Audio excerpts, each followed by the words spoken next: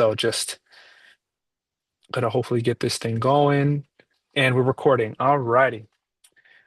Excellent. So objectives here. We're going to one, refamiliarize ourselves with the Clubs and Orgs ecosystem. There's an ecosystem that is behind the scenes, ready and willing to support you all.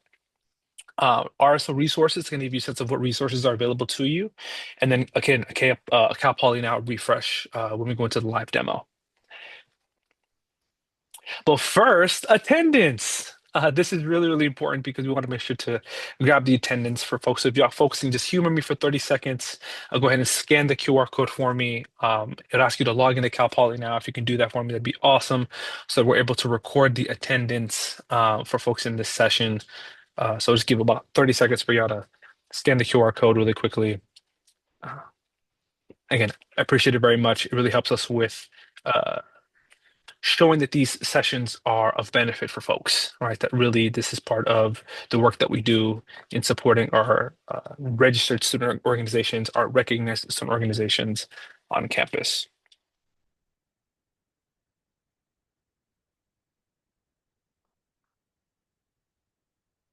All righty.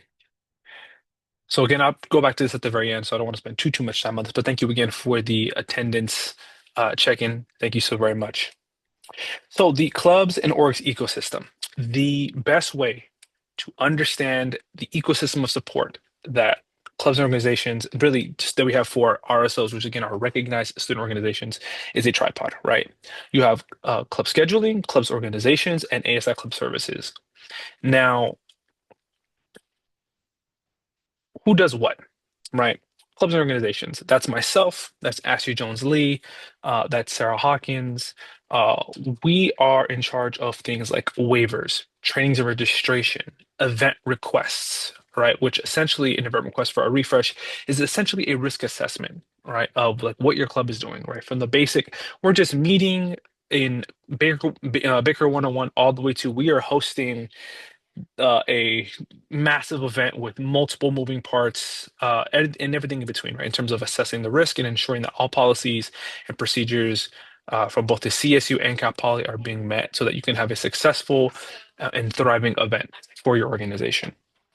ASI Club Services, they are essentially the financial clearinghouse, right? Just to make sure to shout them out. They do all of the finances for clubs. They do budget requests, which is basically you're asking the school for money. Again, just a reminder, all clubs and organizations who are RSOs and active have up to $500. They increased it from 450, right? So $500 worth of club co-sponsorship funding to kind of get things started. And then purchase requests basically it's asking to use your money, right? You're able to use your money for a lot of different things. There's some policy implications that they have much better information on than I do because they're in the weeds of it all to make sure that your clubs are able to purchase the things that you want to purchase, like shirts, tote bags, money to buy food for club events, things of that nature. And then lastly, club scheduling. Now, club scheduling is within our clubs and organizations umbrella, but they are their own subset specifically because they're the folks who are in charge of e-plans. All right, it's a change from this last year, right, where ASI facilities and scheduling was in charge of e-plans. That's moved over the summer into our office here in clubs and organizations.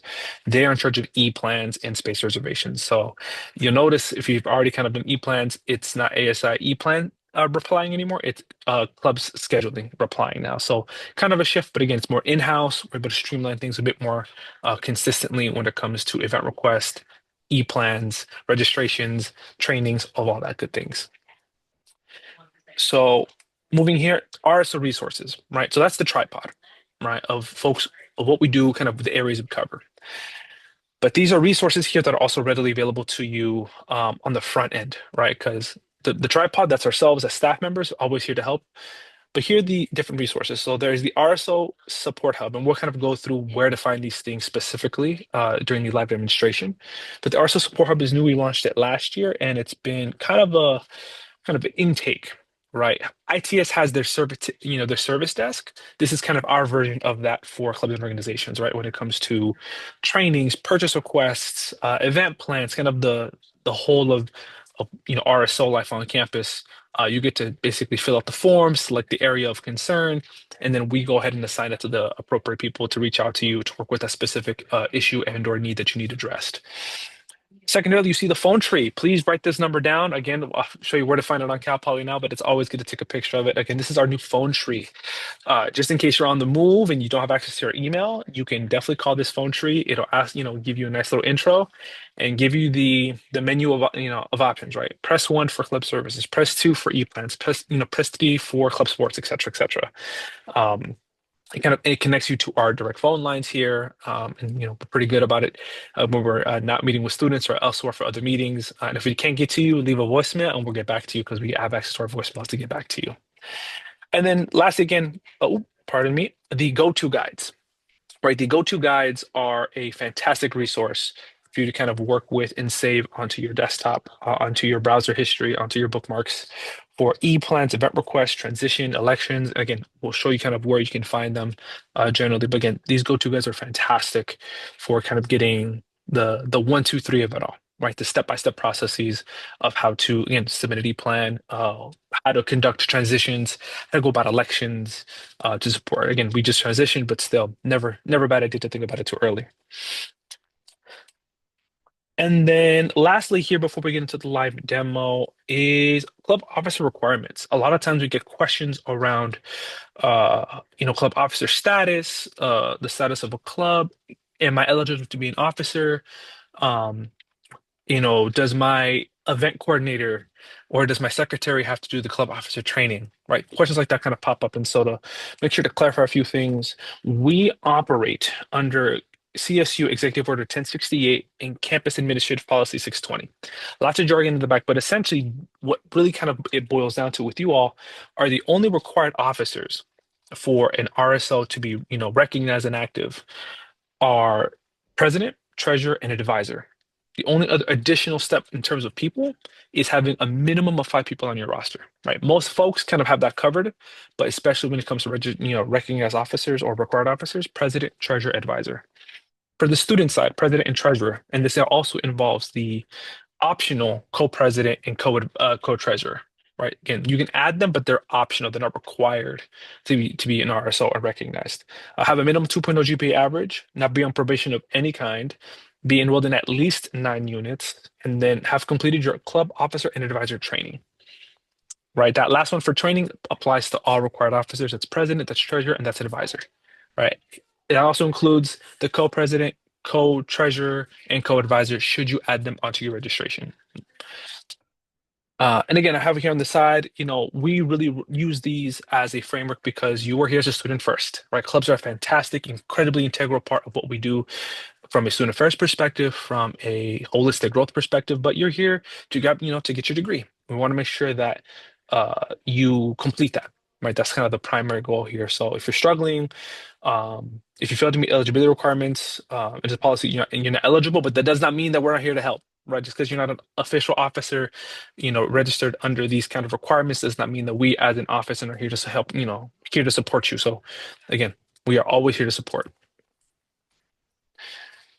Again, in RSOs must always have required positions filled, right? So if a president, it's like, sorry, I'm not doing it this year, right? Then, you can't really move on anything because the president needs to sign off on event requests, e-plans, for example, treasurer, right? Required for budget requests and purchase requests, advisor for all of the above, right? So these positions need to be filled actively, all right? And they cannot be filled by somebody who is like, I'm gonna be studying abroad. That doesn't quite work in the same way because time differential, I mean, it's just so much more of a hassle, right? So having somebody on campus is absolutely primary.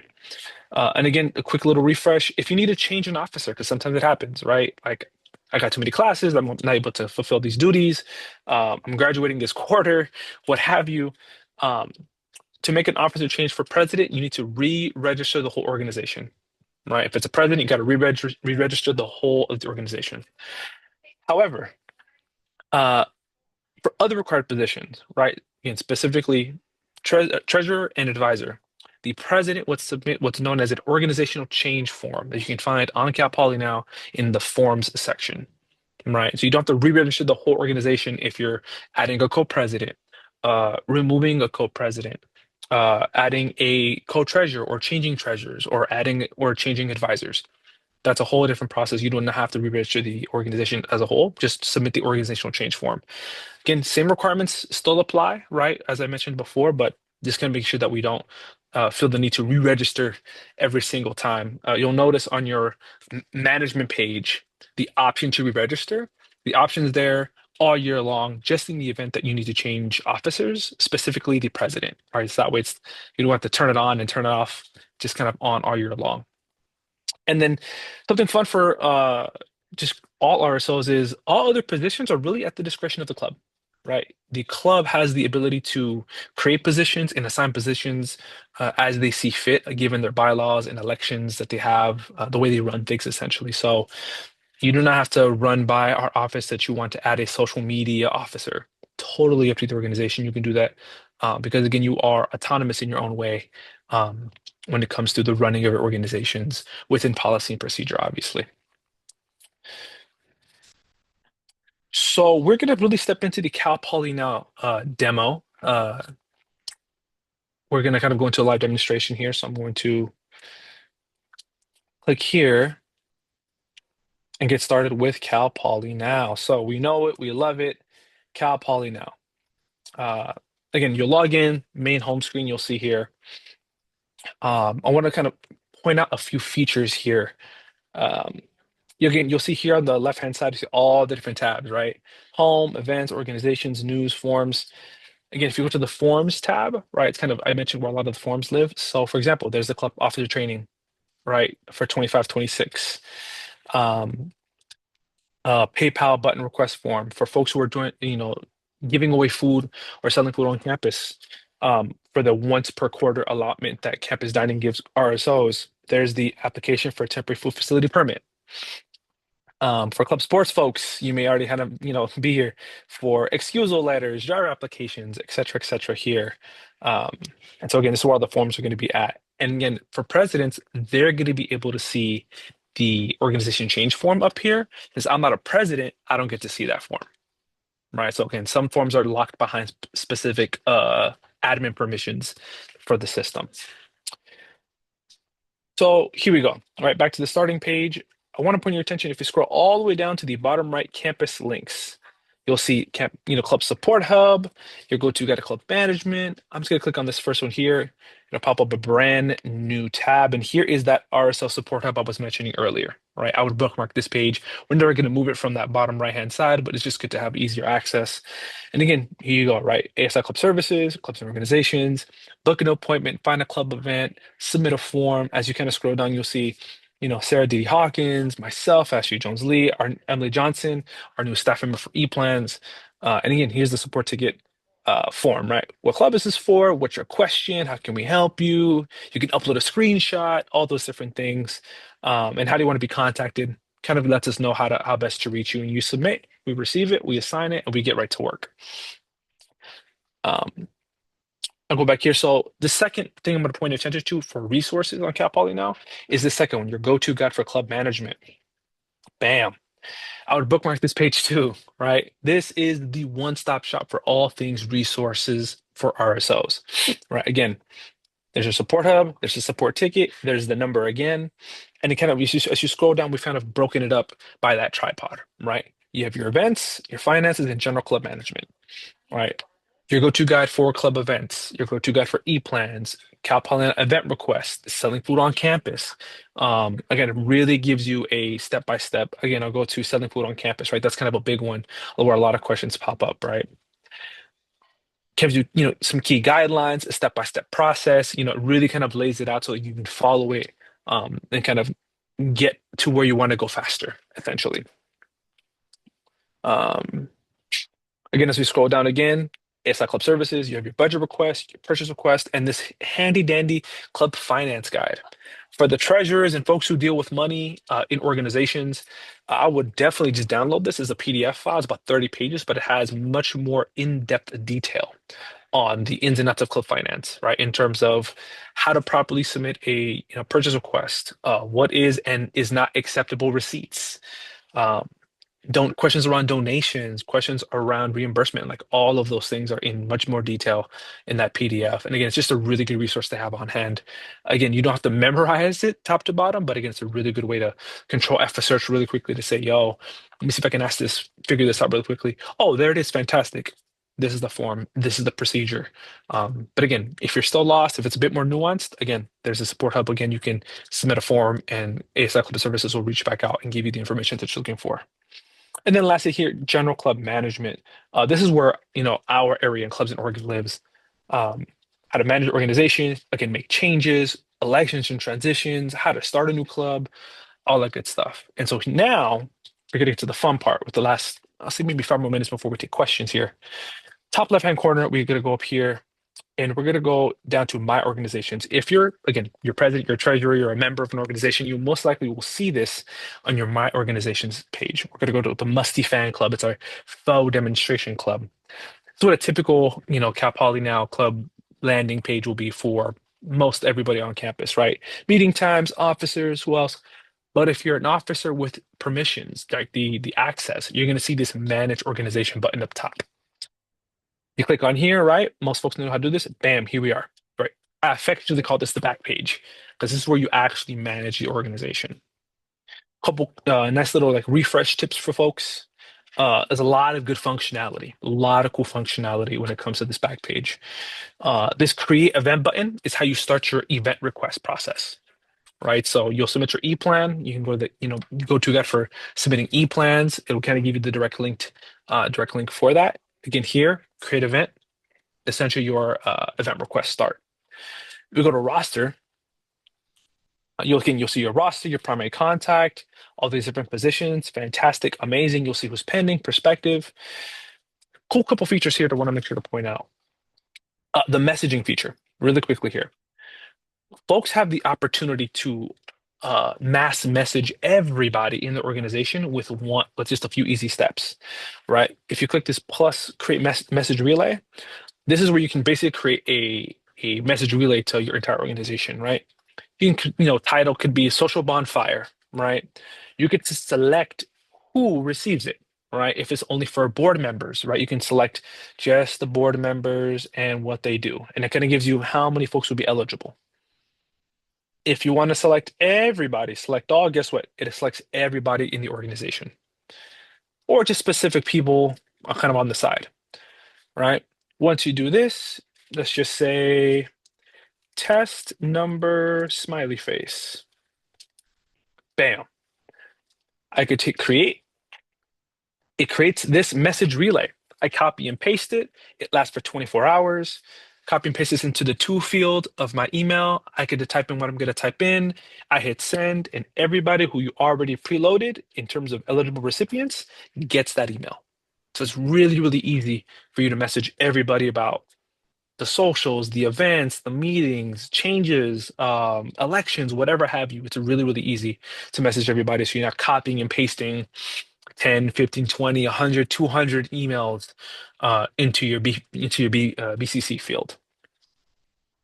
Quick little tip here. If you hover over your icon, you can see the little gear. It pops up the menu here, right? Kind of a little shortcut. You go to roster again. Here we go. Manage positions, right? Really, really good functionality. You see all the positions that are available here. The plus position here, you get to create positions, right? I'll go to, let's just say, events chair, right? So the events chair, right? Again, this is the same as if you were to create a position as well. It's the same page. This is just pre-filled here. Event, position name, officer type, are they in the public roster? Are they active? Here's the management piece. Now, the management piece is important because most folks will default to no access. The president, for example, will have all access, maybe even co-president. Treasurers and everybody else starts with limited access, right, in terms of officer positions, because again, these are all the different functionalities, right? Documents, events, finances, right? It makes sense for the events chair to have full access to events, but they have no access to finance. Let's just say that changes because we need them to submit budget requests or purchase requests because they're ones kind of purchasing things for the events. You click on here and it gives you the opportunity to have them either view that particular aspect of the management or have full access to editing as well. right? Whichever you choose. You go down here, you click save, bam, there you go. Same thing for, the create position. I can go back to roster, and how do I assign it? Right. Again, the only positions you need to run by our clubs and organizations office: president, treasurer, advisor, and if you so choose, co-president, co-treasurer, co-advisor. Everybody else, depending on how you run your organization via your bylaws, I get to go to this pencil area right here, click on this.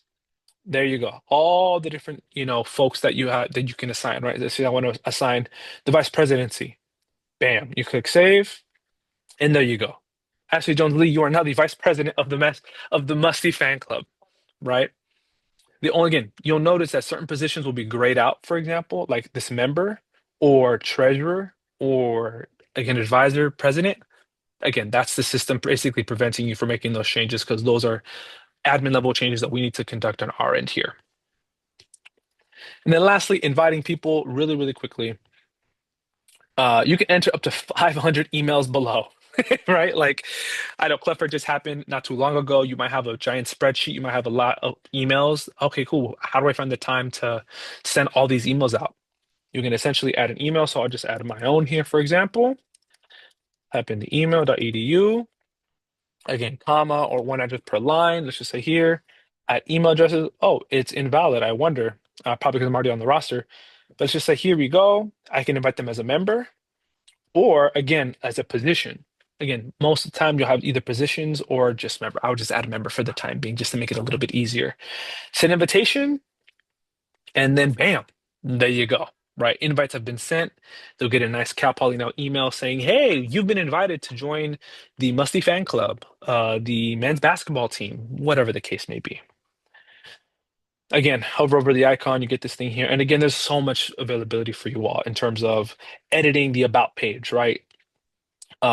Your icon, your contact info, where you're meeting, social media websites, um, the finance tab here, really quick one, right? If you go to finance, right, this is where you can create your requests, right? For purchase requests, for budget requests, to see kind of what's in play, at what stage is the process at. A lot of times will be in president review, a lot of it will be advisor review, right? It kind of tells you where things are, so you kind of know hey, President, could you move the process forward? Hey, advisor, do you mind moving this process forward?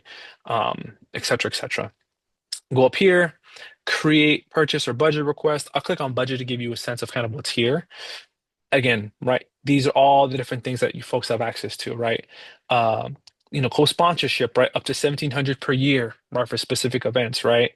Um, for newly established clubs, right? New seed funding this year, up to 200. Again, here's that initial $500 allotment for current RSOs. Social justice funding programming, like this is really, really good, right? Up to, you know, 3 events or projects, up to $3,000, right? Like in terms of events that really look at bringing awareness to a broad range of Cal Poly students regarding issues facing underrepresented minority students. And then if you're a club sport, you already know all about the team budgets. So Ashley Jones Lee is on top of that stuff right there. Um, that essentially is the kind of the presentation, right? A little refresh again. Some of this may be, yep, I know how to do event requests. Yep, I know how to do X, Y, and Z. But again, I really want to make sure to have this readily available for yourselves. Again, a lot of editing power on the back end, a lot of space and time for you all to really step in and start doing some really, really good things. So I'll stop my screen share here. Ready and willing to take any questions folks may have in terms of, again, either on the chat and or if you want to go off of mute, more than happy to take any questions.